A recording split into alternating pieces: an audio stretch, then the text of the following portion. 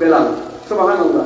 তো বেলাল রাদিয়াল্লাহু আনহুকে জিজ্ঞেস করা হলো যে তুমি কি আমল করো? রাসূলুল্লাহ জিজ্ঞেস করলেন, বললেন ইয়া রাসূলুল্লাহ আমি আমার জায়গা থেকে তেমন কোনো আমল তো আপনি যা শিখেছেন সেগুলোই করি, আর হচ্ছে আমি স্পেশালি একটা বিষয় মেনটেন করি, সেটা হলো সমস্ত সময় আমি চেষ্টা করি যখনই ওযু চলে যায় আমি ওযু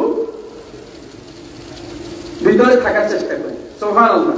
তাহলে একটা আমলের এক একটা মর্তবা। ওযু কিন্তু আপনি যদি ওযুর ভিতরে থাকেন তাহলে কিন্তু অপরাধ করার অনেক প্রবণতা কমে যায়। যিনি মুদি দোকান দেন, যিনি রিক্সা চালান, যিনি সিএনজি চালান, অফিসে বসেন, কোনো অফিসার, পুলিশের অফিসার অথবা শিক্ষক, যিনি যেখানে আছেন, তিনি যদি ওযু করে তার কাজটা বসেন, সেখানে কি ঘুষ খাওয়া সম্ভব হবে?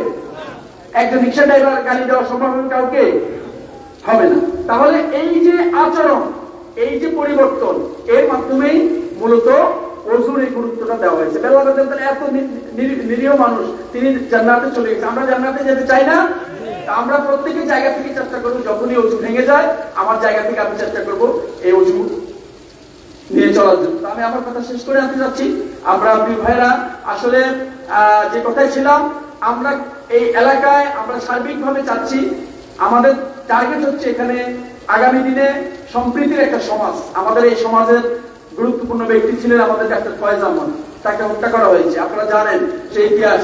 এবং এখানে এসে আজকের এই সমাবেশে তিনি আসতেন বেঁচে থাকলে নাকি, এবং আসে আমাদেরকে দিনের কথা শোনাতেন। আল্লাহ রাব্বুল আলামিন তাকে শাহাদাতের সর্বোচ্চ মর্যাদা দান করুন। আমরা প্রোগ্রাম থেকে দোয়া করি। আমাদের এখানে কাজী নজরুল ইসলাম সাহেব হুজুর আমাদের এই সমাজের জন্য আলোকবর্তিকা ছিলেন এবং এই সমাজকে দলীয় বিভেদ থেকে বিভেদের উপরে রাখার জন্য বারবারই চেষ্টা করতেন। আমাদের সাথে যখনই কথা হতো এবং ব্যক্তিগতভাবে যখন কথা হতো তখনই বলতেন যে দলীয় রেশারেশি একটা এটা যেন কোনো সমাজের ভিতরে না আসে, মসজিদে না আসে, বাজার কমিটিতে না আসে, এগুলো যেন না আসে। ভালো লোকেরা কমিটি যাবে, যদি আমাদের লোকেরা জামাতের লোকেরা যোগ্য হয় সে যাবে, বিএনপির লোক যোগ্য হলে যাবে, আওয়ামী লীগের লোক যোগ্য হলে, অর্থাৎ বাজার কমিটি, মাদ্রাসা কমিটি, মসজিদ কমিটি, স্কুল কমিটি, এগুলো যারা পরিচালনা করার জন্য যোগ্যতা রাখে তারা ওই কমিটিতে যাবে, তখন এটা সুন্দর হয়ে চলে। আমরা কাজী নজরুল ইসলাম সাহেবের জন্য আজকের এই জলসা থেকে ওনার জন্য দোয়া করি, আল্লাহ রাব্বুল আলামিন ওনাকে জান্নাতের আলা দান করুক।